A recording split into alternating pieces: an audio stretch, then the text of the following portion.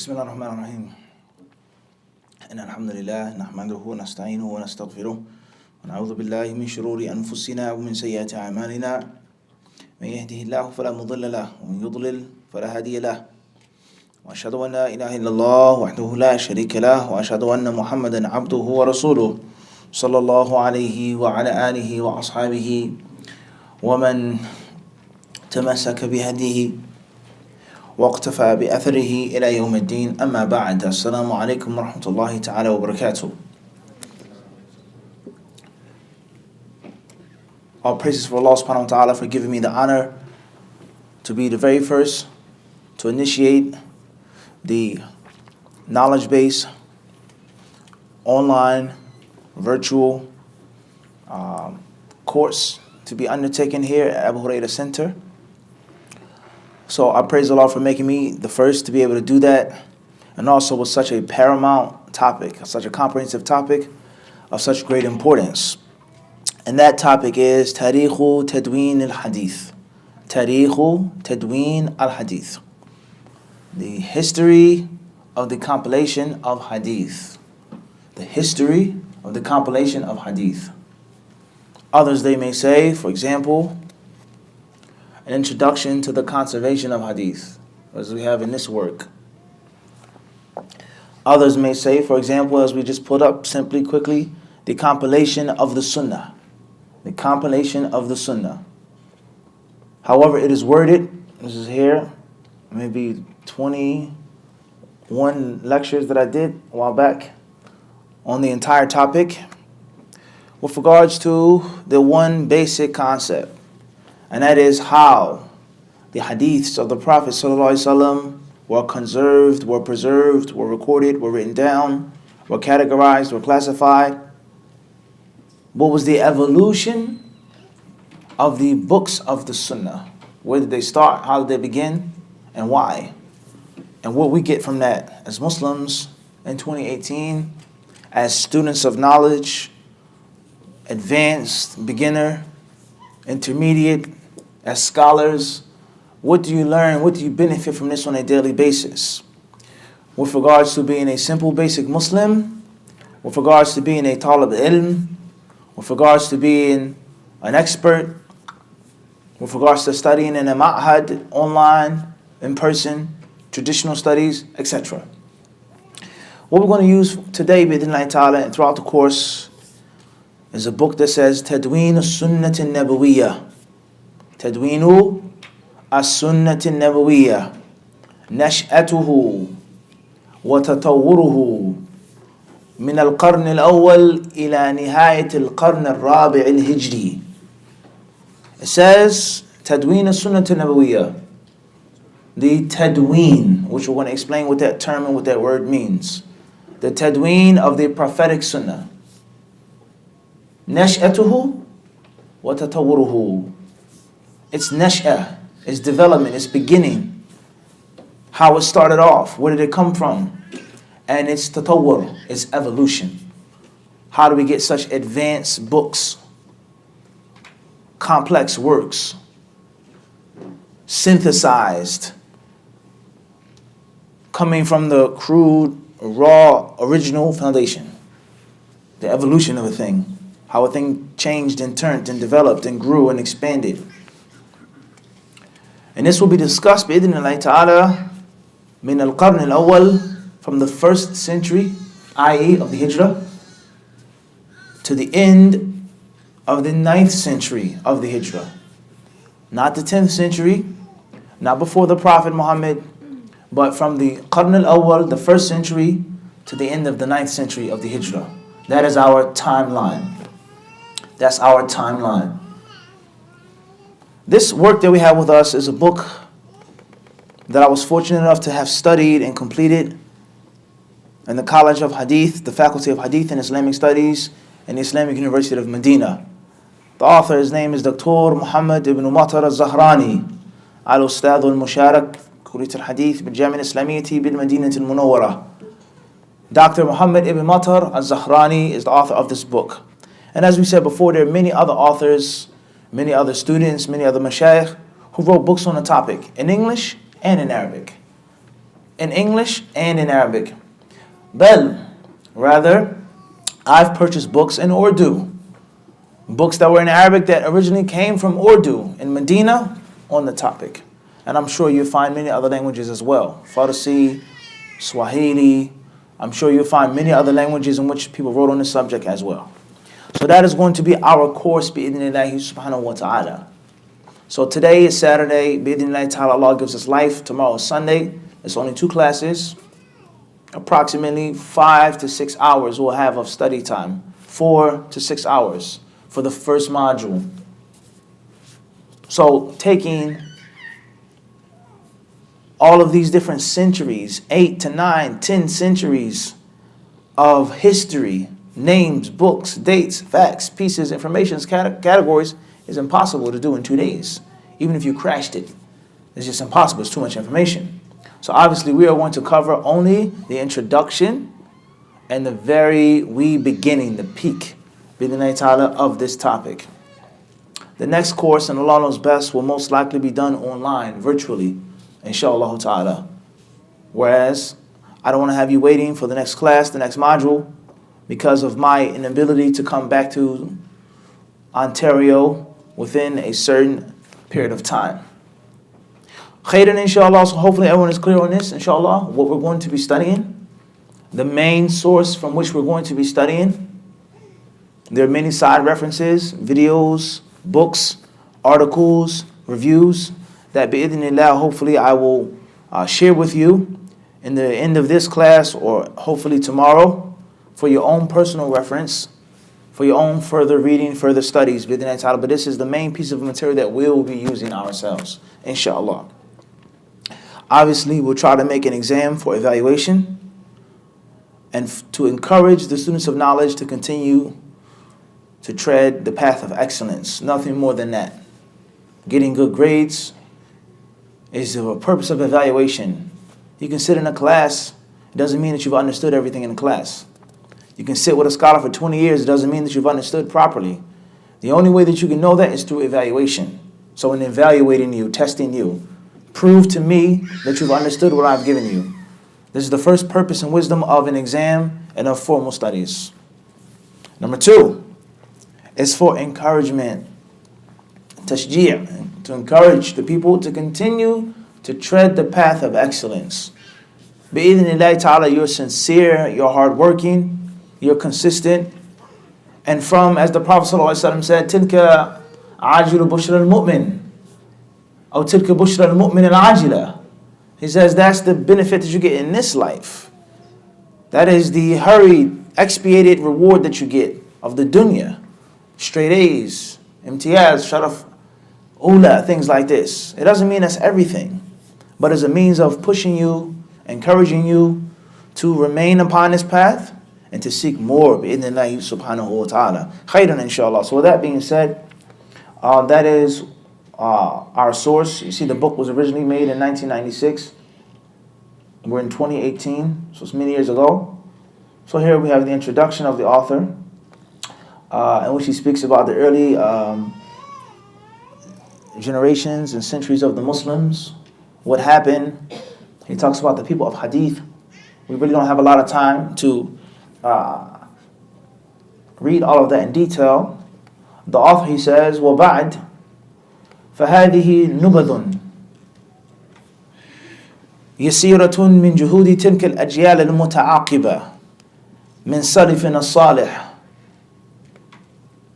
المذكور وصفهم آنفا الذين بذلوا كل جهد وكل غال ونفيس في سبيل خدمة السنة المطهرة وحفظها وتدوينها ونقلها إلى الأمة.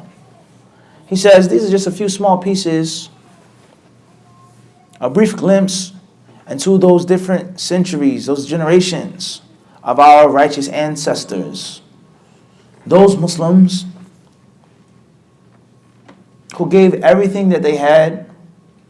They didn't hold back anything of value, of importance, except that they let it go and they forgot about it for the sake of serving the Prophetic sallallahu alaihi wasallam, the prophetic sunnah, and giving it to this nation.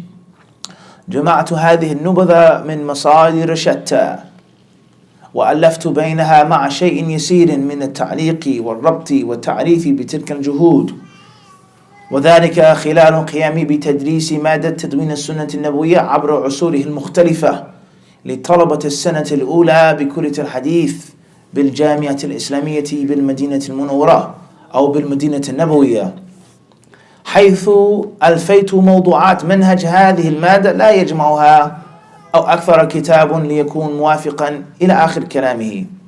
He then talks about how he wrote the book and how he compiled the book and gathered the book from several different sources. And the reason being that was he was placed in charge of teaching this subject for freshman students at the Islamic University of Medina and the College of Hadith. Khairan, inshallah. Before we go forward, brothers and sisters, as we previously said, it is critically important for the student of knowledge to always read the introduction to the book. Every book that you buy, you must read the introduction, you must read the table of contents, you must read the index, and at least sporadically open up the book on a random page and just take a fa'idah. Every single book in your library, you must have read, bi'idhnillahi ta'ala, the table of contents, the index, and also the introduction. I had a teacher, one of the most senior teachers in Islamic University in Medina in the College of Hadith. He said to us, when people come over my house and they see my library and they say, you have all of these books, have you read all of them? The Shaykh will say, Naam, qara'tuha, I read all of them. So someone say, you're lying. There's no way that you read all of these books. There's not enough time. He says, I've read each and every one of these books. He says, i.e., there isn't a book on my shelf except that I've read its introduction, except that I've perused through its table of contents, and except that I have a general idea, at least, of the contents and the style of the book. So in actuality, I've read each and every one of these books because I know what it's about. When I need to pick this book up, I need this reference, I need to find something, then I go back to it specifically. Many of us, we buy books and we just put it on the shelf.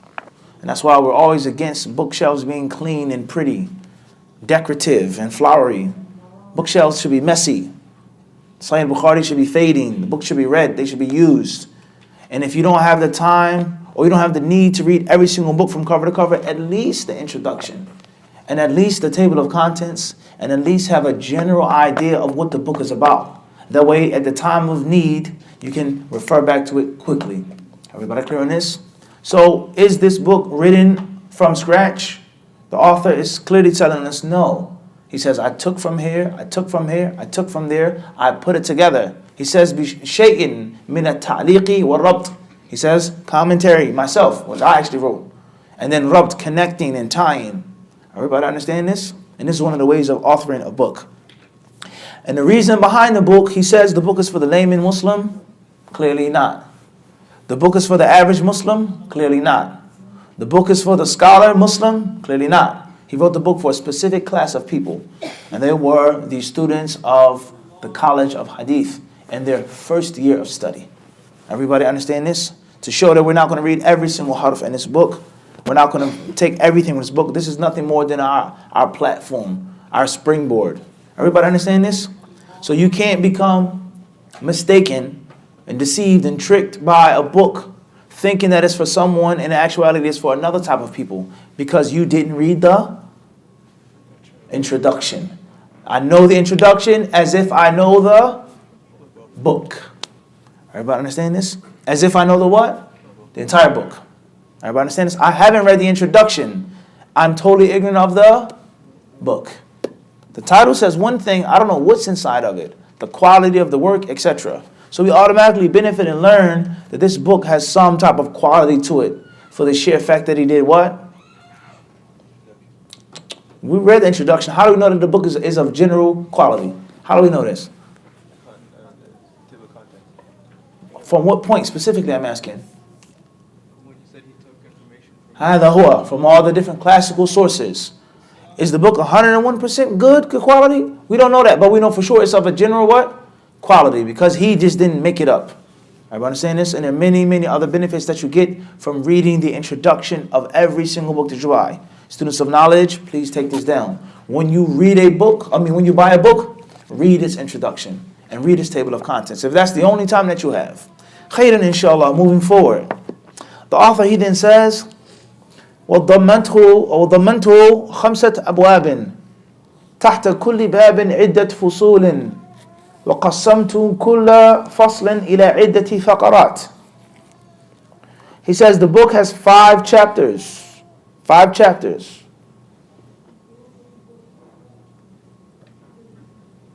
And under each chapter there are several sections. And every section has several points. وقد بدأته بتمهيد شرحت فيه معنى جملة تدوين السنة ثم جعلت الباب الأول في بيان مكانة السنة في الإسلام وعناية السلف بها. He says the very first chapter of the book is the status of the sunnah in Islam. The status of the sunnah in Islam. I.e., why spend your time and your energy to learn about this unless it's something that is extremely important, extremely virtuous, an integral part of your religion, your faith, your ibadah, your deen, is the Prophet ﷺ's sunnah. And this here is considered to be the foundation of the whole entire course. This helps you understand Islam. Everybody understand this? This helps you understand what Islam is, and especially in 2018, what Islam isn't. Because Islam is under attack. And there are many people who claim to know Islam. This is Islam. As he said, I've heard different things regarding mortgage. Some say it's haram, some say it's halal. How do I know? How do I distinguish? It's extremely important to know what Islam is and what Islam is not. So the status of the sunnah in Islam. He says, وَعِنَايَةُ السَّلَفِ بِهَا, and how the pious predecessors looked after the sunnah. How they took care of the sunnah. There are people who come and they say today, hadith was never important in Islam. This is an innovation, something that's made up by Imam Muhammad ibn Idris Shafi'i. When he came along, he was the one who fought for the sunnah and made it important and gave it its worth and its value. Read this is a reality. People say this. That Shafi'i was the one, he made the sunnah of status in usul al-fiqh. And before that, the Muslims never ever cared about the sunnah. So Abu Bakr as-Siddiq radiallahu anhu, when he was on his deathbed, and he was speaking to his daughter Aisha, and he was telling her what he had previously offered to give her of wealth. And he says, now the money is what? Inheritance. Split it up according to the book of Allah. According to the what? The book of Allah. Abu Bakr himself is saying that the rules of inheritance are only based off of the book of Allah. I.e., no sunnah. In the time of Abu Bakr, the sunnah wasn't important at all. Everybody understand this? The Prophet himself is quoted to have said, كُلُّ شَرْطٍ لَيْسَ فِي كِتَابِ اللَّهِ فَهُوَ بَاطِلٌ. Each and every stipulation for a contract, a marriage contract, you can't get married to a second wife if you marry me. You can't take me outside of my city. You can't force me to wear the niqab. A condition at the time of marriage.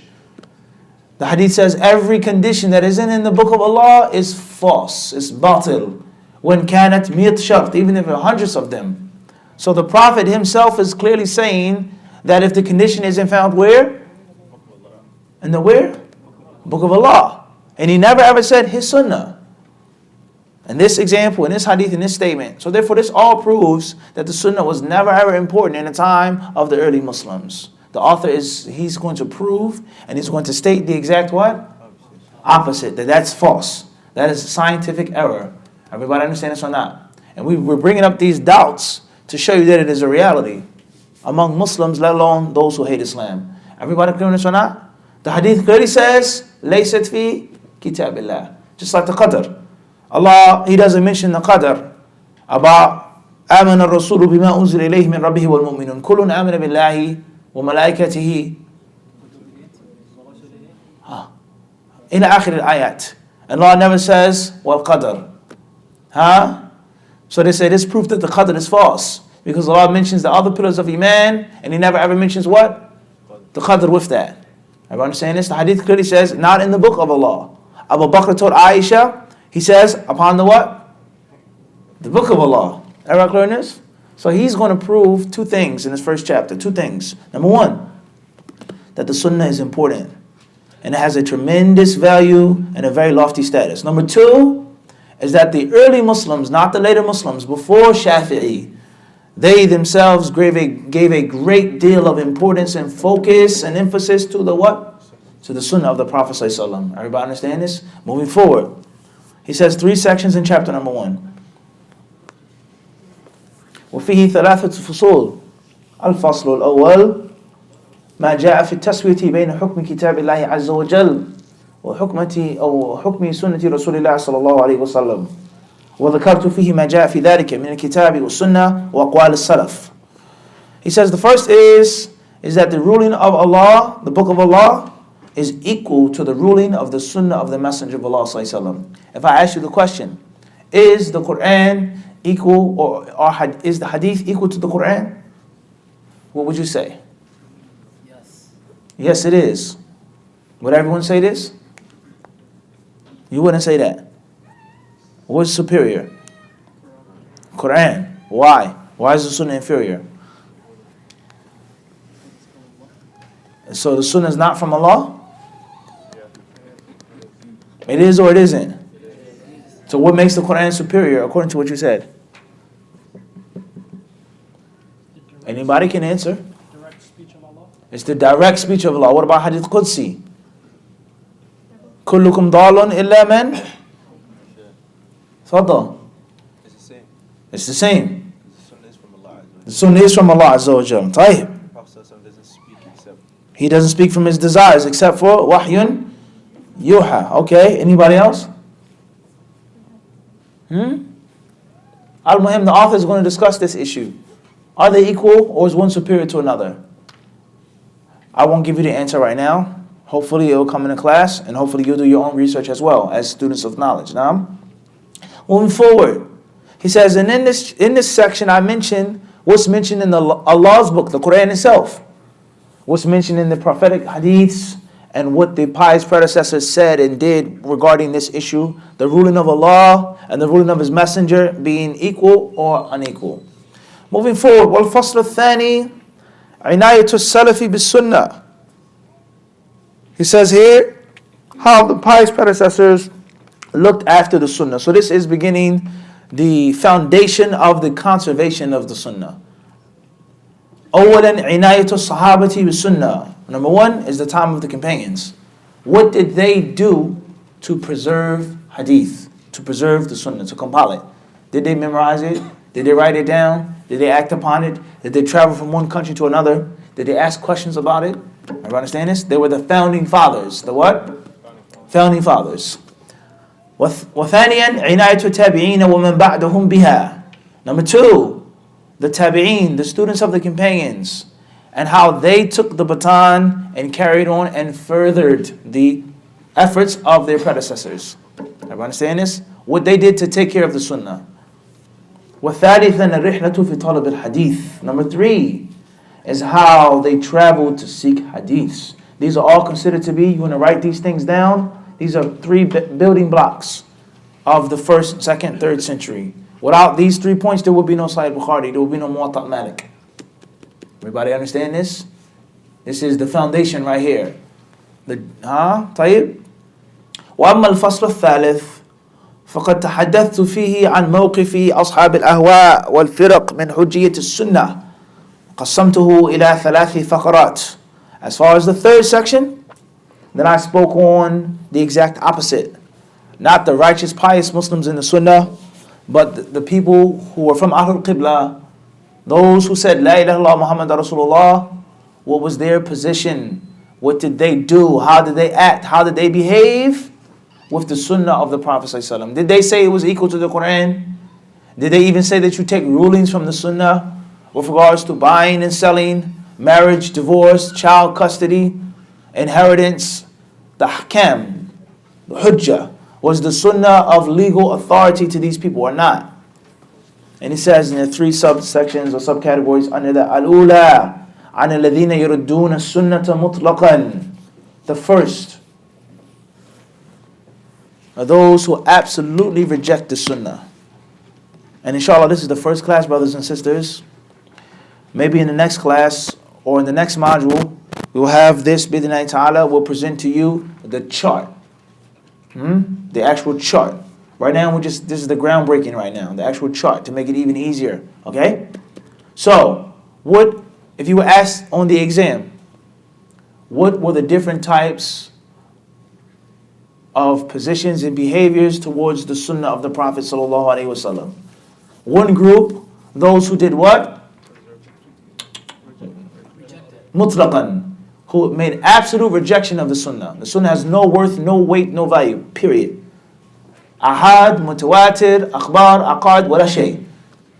فهمنا هذا? That's number one. Number two, عن الذين يردون خبر الأحاد, are those who were a bit more savvy. And they said, we won't reject all hadiths, but we'll reject certain hadiths. If a hadith doesn't reach a certain number of reporters, if it isn't passed down in a specific way or manner, then we now have the liberty of rejecting it. But if a hadith reaches a certain level of numbers, it comes in a way, then we don't reject it. They're not as bad as the what?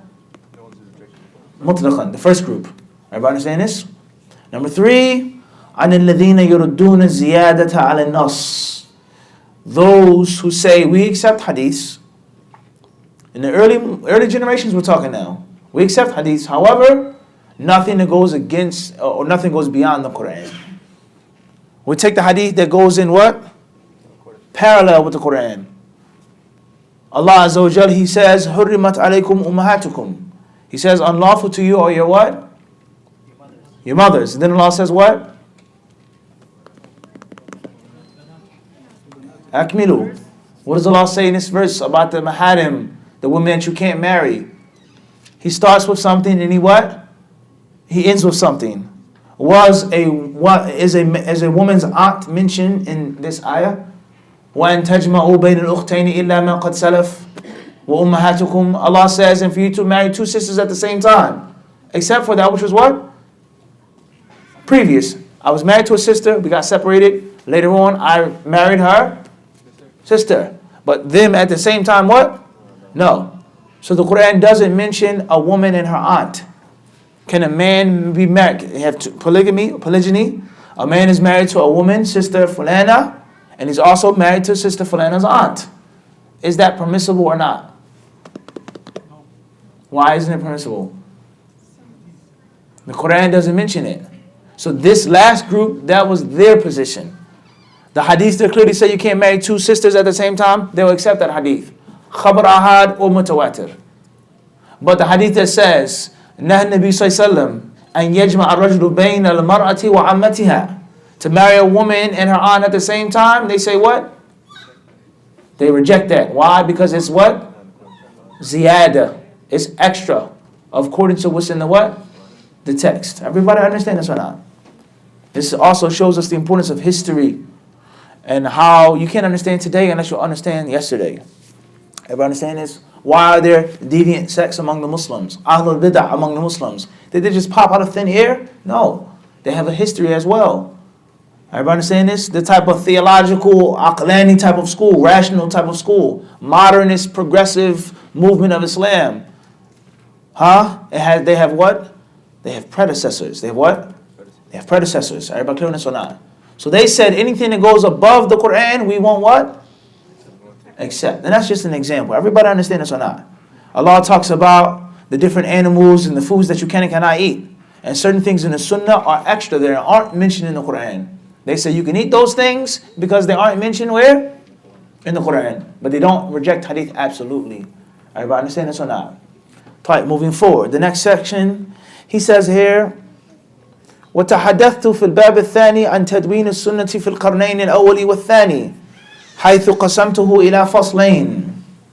As far as the second bab, the second chapter of the book, then he talks about the compilation of the Sunnah and the first and then the second generation. Now we're actually getting into a timeline now. Clear on this? The first generation and the what? The first generation beginning when? And ending when? Ending when? This is very important now. What makes a qarn? You say 100 years. What makes a qarn? 100 years. Tayyib. Who else says anything other than 100 years? So in other words, based off of what you said, from the Prophet ﷺ's hijrah to 100 years. Anyone who lives after 100 years is no longer from the Qarn al-Awwal. Everybody understand the question or not? What makes a generation? Is it a lifetime or is it time? Let's start like this. I have two classes, right? Two classes of sisters classes. One is a senior, one is a junior. One is older, one came later on.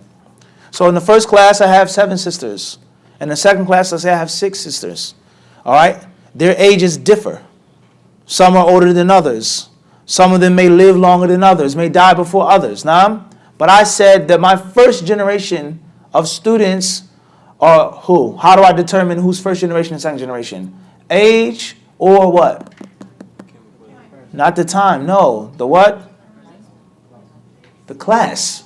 So all of the Sahaba, mathalan, are a qarn. And once all the Sahaba are gone, the Tabi'een are another qarn. That's one way of looking at it. Another way of looking at it, I believe maybe he's praying the wrong direction.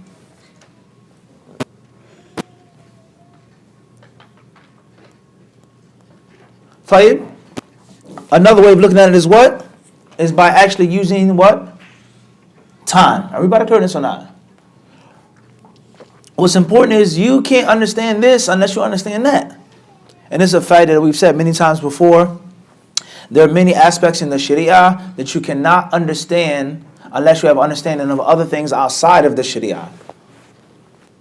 You have to know about geography. You have to know about astronomy. You have to know about science and physics.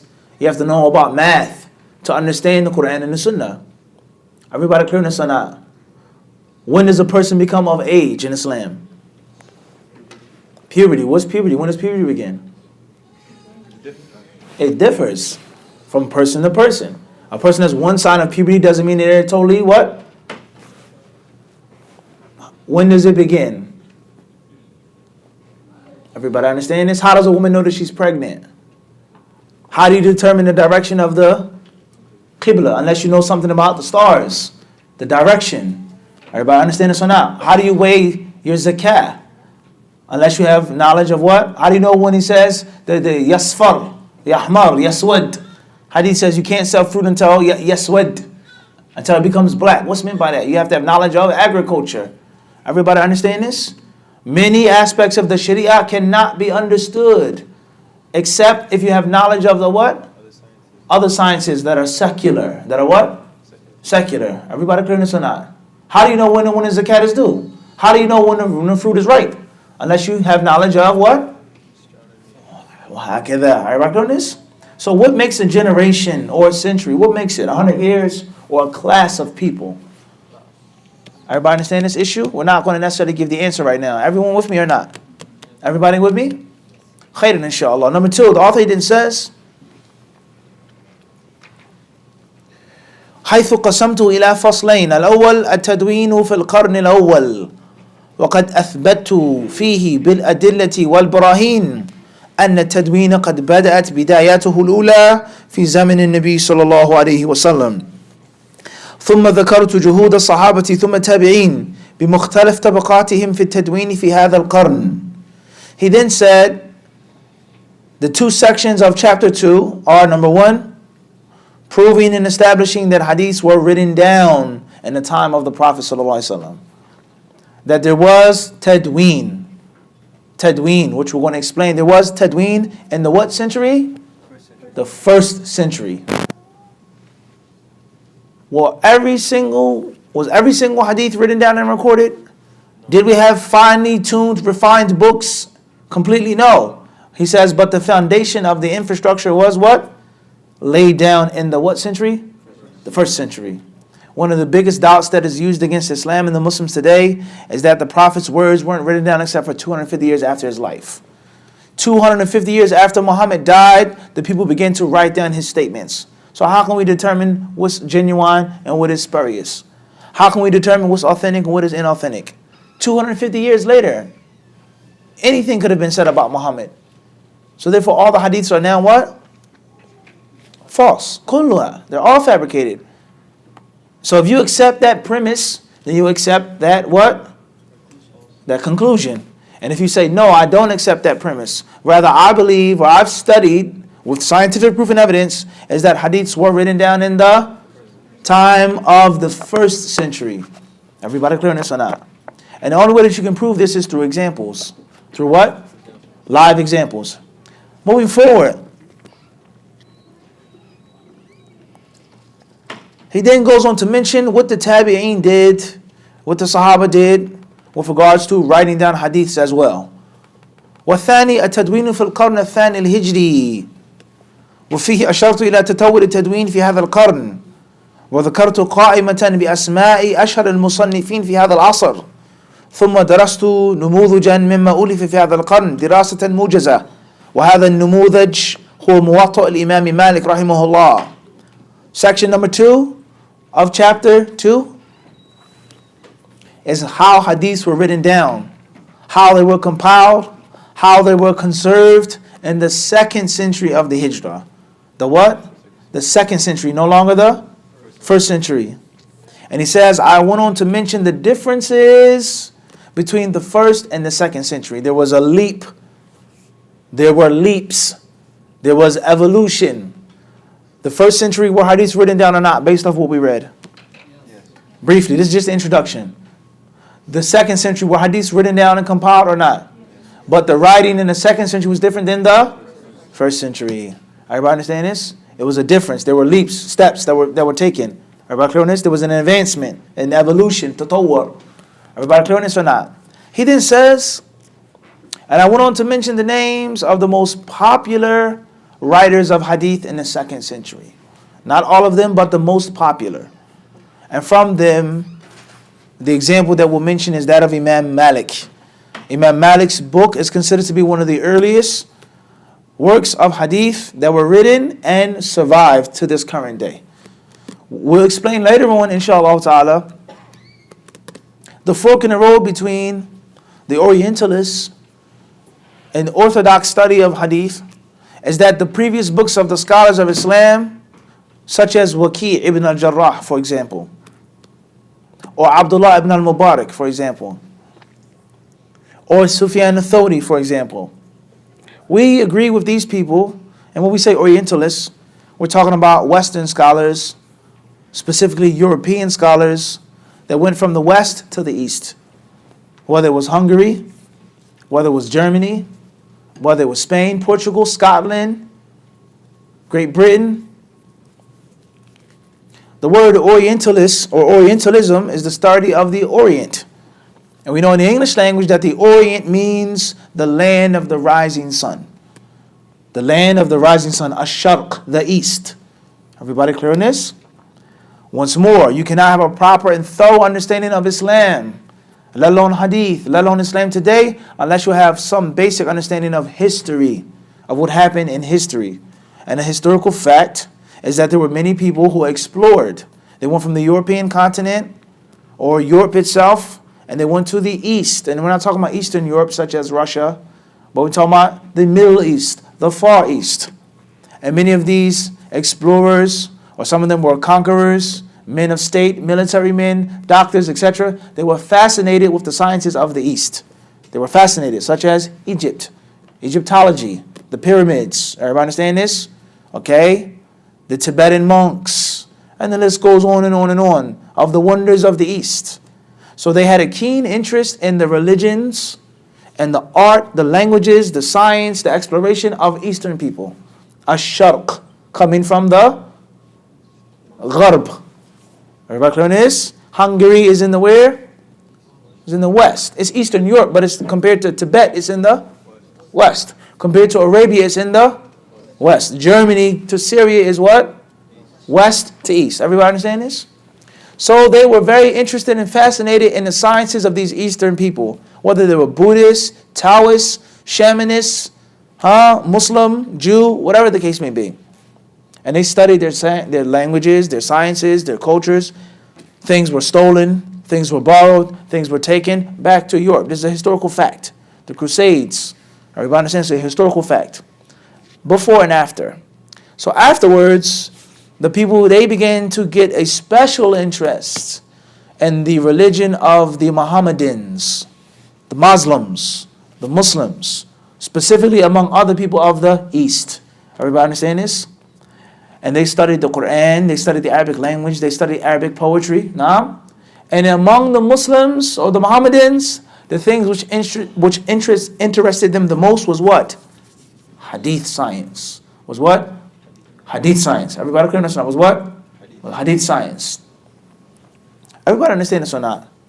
So therefore, they begin to study the words of this man named Muhammad and his disciples, his companions, and the different scholars who specialized in studying hadiths.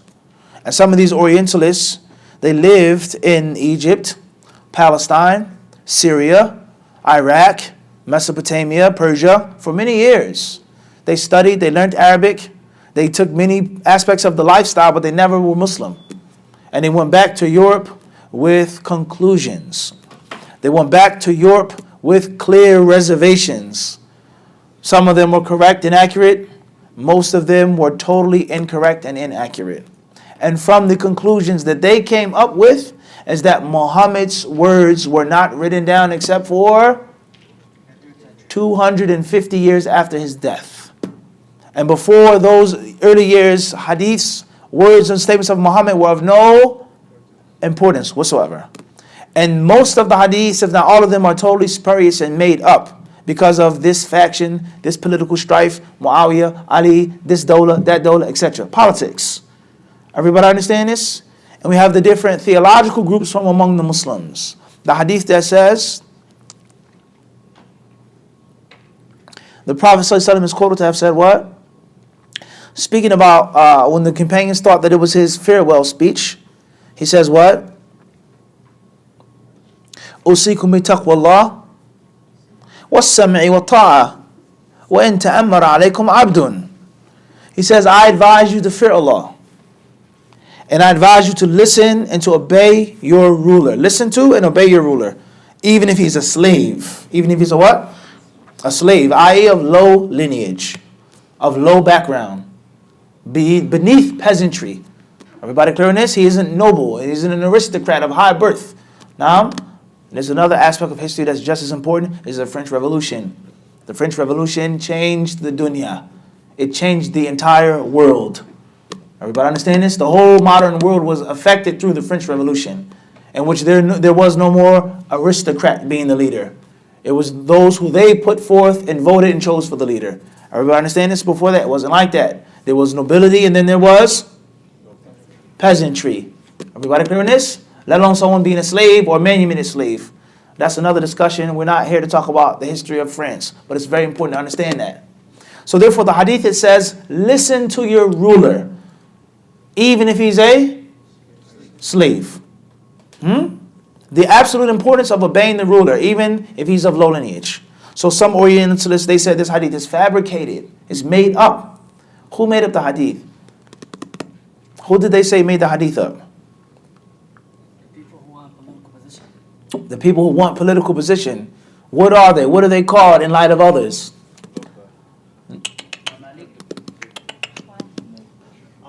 Huh?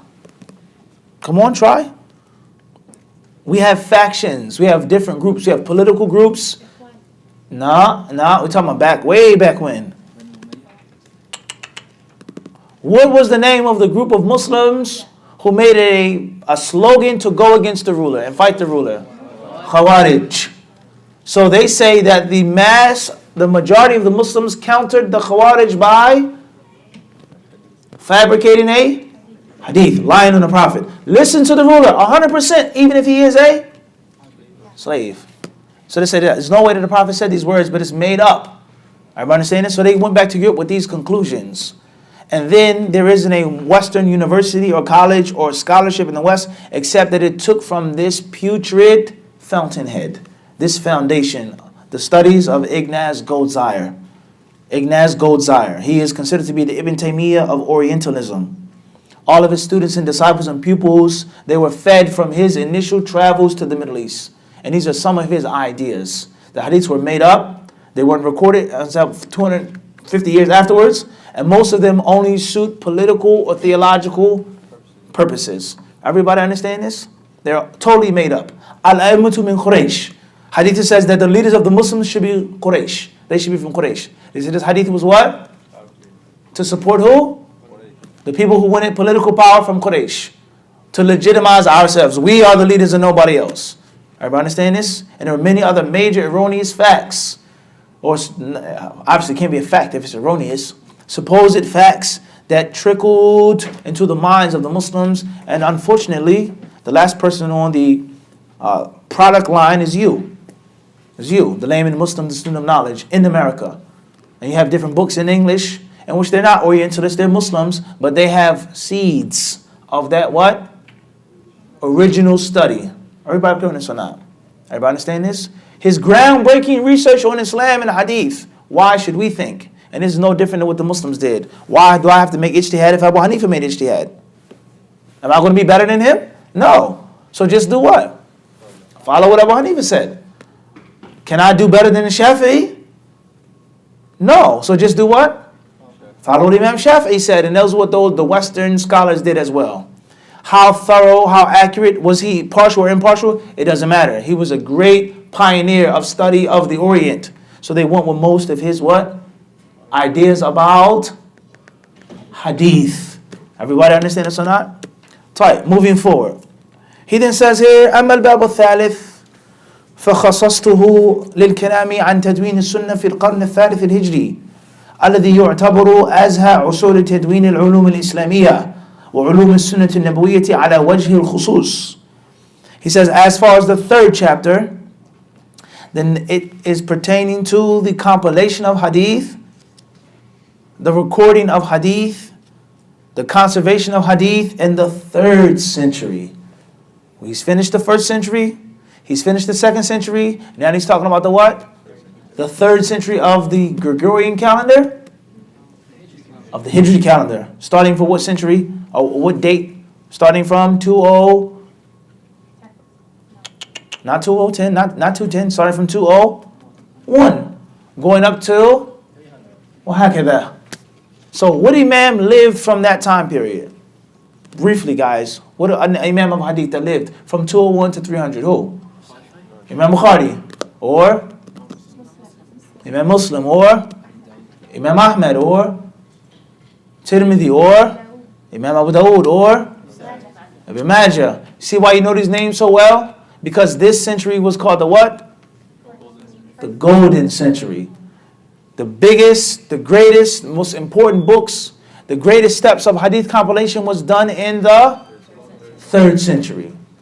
Once more, the 3rd century was considered to be the most important century for Islamic scholarship in general, and Islamic scholarship being written down, because the Muslims always had the knowledge of the heart, medicine, genealogy, ancestry, poetry, different things like this, the arts. But now they started doing what? Writing it down. And not just writing it down, because in century 1 and century 2 they wrote things down, but they started doing what now? Compiling. They started doing what now? Collecting, writing. They started doing what now? Compile, preserve, remix. They started doing what now? No, they started doing what now? Authoring, ta'leef, making a specific book. They started organizing. They started putting it what? Finely tuned. Give me your notebook. Right now.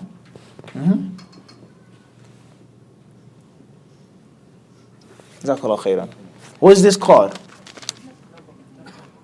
What is this process? These things that he wrote on his paper is called what? Ahsant. Who said that? Tadween. He's doing nothing but what? Writing it down.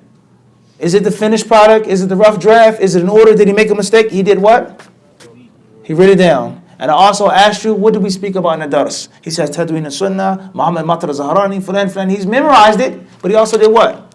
Wrote it down. This was in the 1st century. The 2nd century was the fork in the road. The 3rd century was the major destination. Your notes now became what? This book.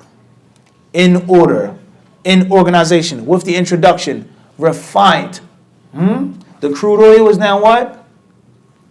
Refined oil. Or fuel. Petroleum. Everybody understand this? Everybody understand it? So century number 1 and century number 2 was the gathering of what was already where? In the hearts. And split up. You live in Ottawa, you live in Toronto, you live in this city, you live in Montreal. So I travel to you to get what you got from the class. What did you hear him say? What did you hear him say? What did you hear him say? And then I put it in my notebook.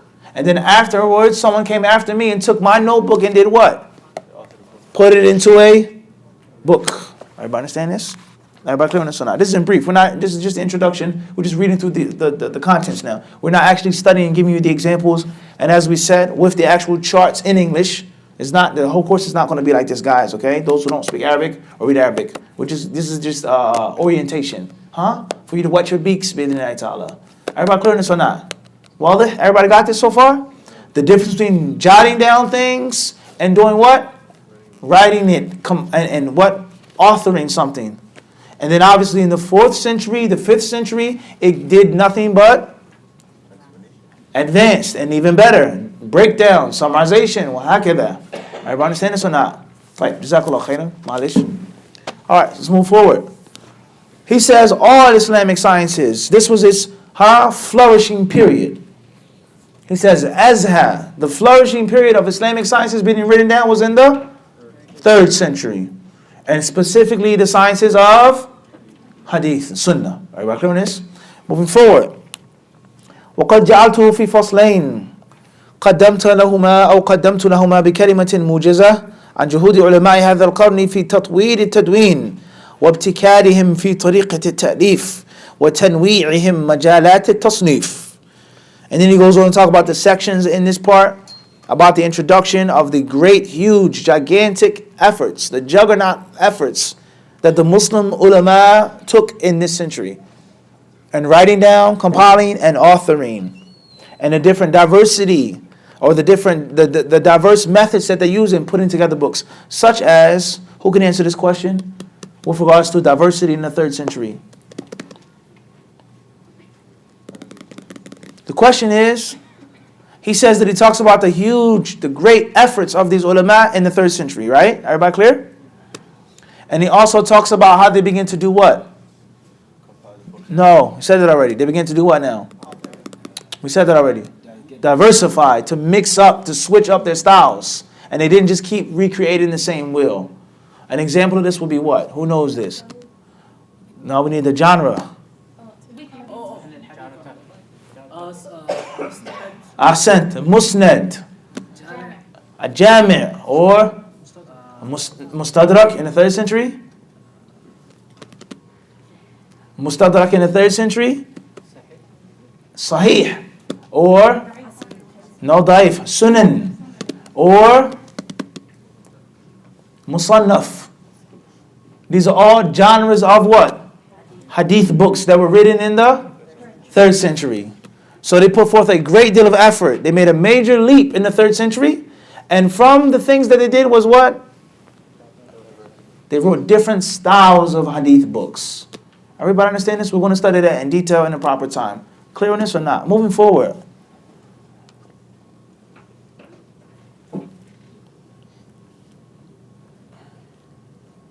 Al-Fasl al-Awwal. He talks about the first section, and when she speaks about the musnad genre, what is a musnad? You read in an English book, and you don't even have to study hadith to be exposed to this. You could be reading a book on weeping from the fear of Allah. Weeping from the fear of Allah. Al-Buka'u min khashyatillah. You're reading a book in English on the weeping from the fear of Allah. And in the footnotes, it says, collected by Ahmed in his what?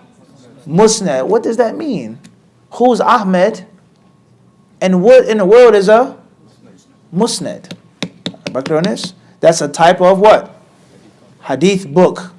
No longer compilation. Everybody understand this? That was authored in the 3rd century. Tayyib. And he goes on to speak about how he's going to talk about what makes a musnad different from a sunan. What makes a musnad different from a jami'. What makes a musnad different from a sahih. And who are the most popular scholars who wrote books on the musnad genre, such as who? Imam Ahmed, without a question. How many hadiths found in Musnad Imam Ahmed? 3,000? May Allah have mercy on you. 20,000. May Allah have mercy on you. Not a million. Not 100,000 or 200. Not 10 million. Approximately, roughly 40,000. Some say 35,000, 37,000. That's a huge book. That's a huge book. Over 30,000 hadiths. That was a gigantic leap. Everybody understand this? Some other scholars who wrote books on the Musnad genre. Moving forward, he says, "Wal fasl al-thani," the second section, speaking about the 3rd century. Fihi dirasatun. He says he speaks about kutub as-sitta. He talks about what? Al-kutub what? As-sitta. طيب. We'll get a little further down. He talks about the different centuries and the different types of books. That's all we're going to read from the introduction today. I don't want to bore you too much with the introduction. Inshallah, the next module or the next section we'll read more from the actual what? Introduction, not the book. We're going to finish the introduction, inshallah. You think I want to tell you something and not implement it? Sahih, I clearly said you have to read the what? Introduction. So, all right, moving forward. We'll get back to that. This is the preface of the book, Tamheed. And after the Tamheed, the author goes on to speak on first chapter. What is the first chapter? We said the first chapter is pertaining to what? Nope. The status of the Sunnah. Makana to Sunnah. We said that the first chapter is on what? Makana to Sunnah. So how much time do we have before we break? 10 minutes, okay. Khair, inshallah. So we're going to wrap up, guys. Questions from this session. Question number 1. Question number 1. What is the most important century in Islamic history with regards to Tarikhu Tadween al-Hadith? The history of the compilation of Hadith. No, it's not for me to ask you. Write it down. That's the first question. What is the most significant and important century for the compilation of Hadith? This is just for your own study. Number 2, question 2. What is the most popular book of Hadith from the 2nd century? Question number 3.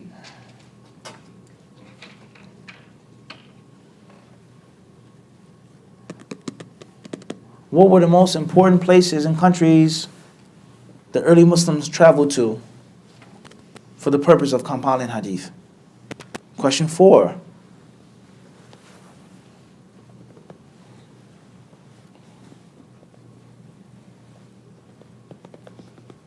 What is the meaning of the word Sunnah? Linguistically